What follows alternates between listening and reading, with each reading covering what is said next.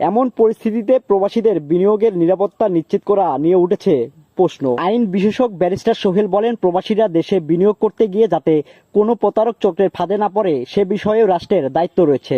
শুধু মামলা আর আদালতের মাধ্যমে প্রতিকার নয়, নিরাপদ বিনিয়োগের পরিবেশ নিশ্চিত করতে কার্যকর নজরদারি ও প্রয়োজনীয় ব্যবস্থা নেওয়া জরুরি বলে তিনি মনে করেন। তিনি ধানমন্ডি থানায় একটি জিআর মামলা দায়ের করেন 406 এবং 420 ধারাতে।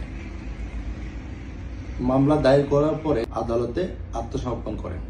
নথিটি পর্যালোচনা করে তাদের মধ্যে বিক্রয় চুক্তির সাক্ষী 2 নম্বর আসামি তার ভাইকে আদালত গ্রেপ্তারি পরোয়ানা জারি করেন এবং আদালতের এই রায়ে আমি সন্তুষ্ট হয়ে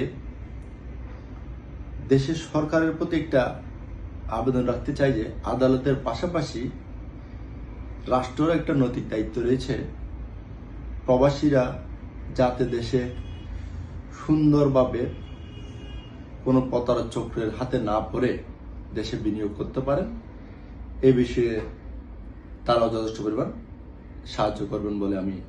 সংশ্লিষ্টদের মতে দেশের অর্থনীতিতে